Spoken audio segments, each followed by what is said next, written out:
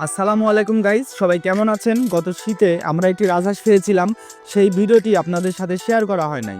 তো আজকে কি মনে হলো ভিডিওটি আপনাদের মাঝে শেয়ার করে ফেললাম। তো চলুন বন্ধুরা, ভিডিওটি শুরু করা যাক। প্রথমে আমরা সিংড়া হাটে গেলাম রাজহাঁস কিনতে। সিংড়া হাটে যে সুন্দর দেখে একটি রাজহাঁস কিনেও ফেললাম। তারপর ফাইজুল রাজহাঁসটি সুন্দরভাবে কেটে কুটে ছোট ছোট পিস করতে লাগলো, এবং এর মধ্যেই আমরা সবাই মিলে গ্রুপভাবে কাজগুলো ভাগ করে নিলাম।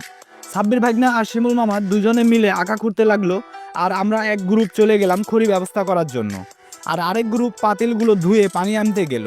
তারপর পানি আনা হলে মাংস ও চালগুলো সুন্দরভাবে ধুয়ে নিলাম। তারপরে পেঁয়াজ মরিচ তেল এবং মাংস সব একসাথে মিক্স করে আমরা আঁকাতে তুলে দিলাম। তারপরে আমরা সবাই আঁকার পাশে দাঁড়িয়ে থেকে তরকারি রান্না করতে লাগলাম। এর মধ্যেই আমার মুন্না বেটা ফোনে কথা বলতে বলতে তরকারি নাড়তে লাগলো।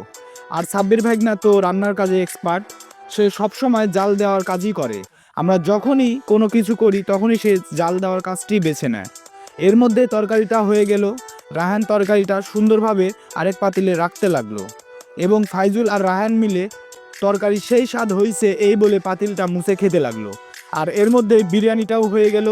বিরিয়ানি শেষ হওয়ার সাথে সাথে আমরা পায়েসটা তুলে দিলাম, এবং পায়েসের যত রকম মশলা আছে সব ধরনের মশলাগুলো দিয়ে আমরা পায়েস রান্না করে ফেললাম।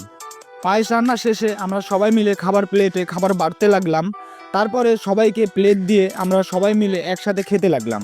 তো গাইজ, রান্নাটা যে এত টেস্ট হয়েছিল আসলে বলার ভাষা খুঁজে পাচ্ছি না। আজ এ পর্যন্তই। পরবর্তীতে দেখা হবে নেক্সট কোনো নতুন ভিডিও নিয়ে। ধন্যবাদ।